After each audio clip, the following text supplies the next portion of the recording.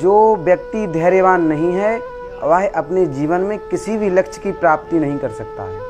वह अपने जीवन में संपूर्ण जीवन पर्यंत केवल परेशान ही रहता है। जो व्यक्ति धैर्यवान है और जिसने अपने संपूर्ण जीवन में धैर्य को अपना लिया है, वह व्यक्ति संपूर्ण जीवन में उन्नतोन्नति दिन प्रतिदिन वृद्धि करता रहता है। धीरज अपने जीवन का आभूषण बना लेना चाहिए। राघवेंद्र सरकार विभीषण जी से कहते हैं कि सौरज धीरज जेहि रथ चाका, सत्यशील दृढ़ ध्वजा पताका।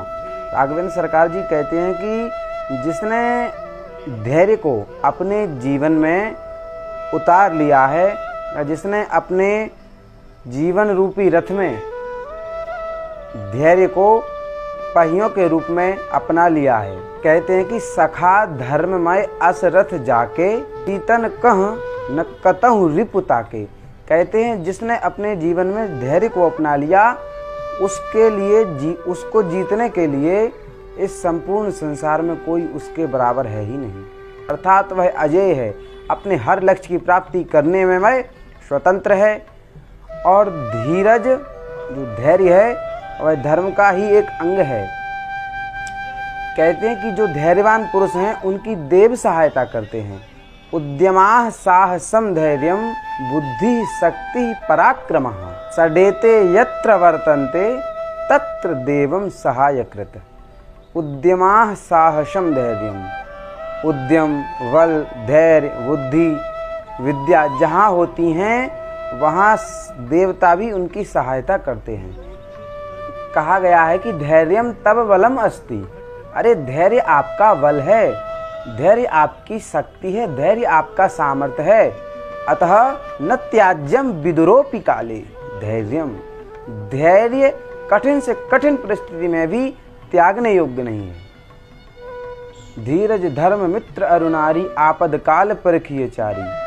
धैर्य की परीक्षा विपत्ति काल में होती है, जब चारों तरफ से हमारा कोई सहयोगी न बचा हो, चारों तरफ से हम संतप्त हो रहे हों, आक्रांत हो रहे हों। उस समय में भी यदि हमने धैर्य धारण कर लिया तो वह काल किंचित समय के लिए आता है और चला जाता है। गोस्वामी तुलसीदास जी रामचरितमानस जी में कहते हैं, काल कर्म वश होहि गुसाई, बरवर रात दिवस कीनाई। यह सब काल और कर्म की वशीभूत होकर के सारी परिस्थितियां हमारे पास आती हैं, लेकिन उसमें भी यदि जिसने धैर्य नहीं रखा तो उसकी नैया डूब जाती है।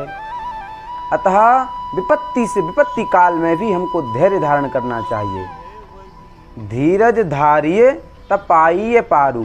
विपत्ति से विपत्ति काल में भी जिसने धीरज धारण कर लिया, समझ लो उसने उस विपत्ति काल से पार होकर के अपनी उन्नति का रास्ता खोज लिया। अधीर पुरुषों के लिए ही विपत्तियों पे विपत्तियां आती रहती हैं। धैर्य धारण करने वाला बलिष्ठ और वीर पुरुष कहलाता है। गोस्वामी तुलसीदास जी कहते हैं कि बरबर रात दिवस की नाई। धैर्य धारण करना बहुत जरूरी है। कहते हैं कि समय आने पर काल कर्म वश होए गोसाई। यह सब कर्म और समय के वशीभूत होकर के ही सारी विपत्तियां आती हैं। धैर्य धारण करने पर वह विपत्तियां हमें बाधित नहीं करती हैं, क्योंकि काल कर्मवश, समय और कर्म के वशीभूत। जिस प्रकार से सूर्य और चंद्रमा एक ही स्थान पर विद्यमान रहते हैं, लेकिन जिसका जब समय आता है तब वह चमकता है। अर्थात चंद्रमा रात को चमकते हैं, सूर्य दिन में प्रकाश देते हैं। ये नहीं कि सूर्य अधीर हो जाए कि अरे हम बताओ 12 घंटे हमारे छीन लिए जाते हैं, हम तो 24 घंटे नहीं। जिसके लिए जितना समय है और जितना जो समय निर्धारित किया गया है उस समय के लिए ही वह उतना चमकेगा। तो कहने का तात्पर्य है कि व्यक्ति को अपने संपूर्ण जीवन में धैर्य नहीं खोना चाहिए।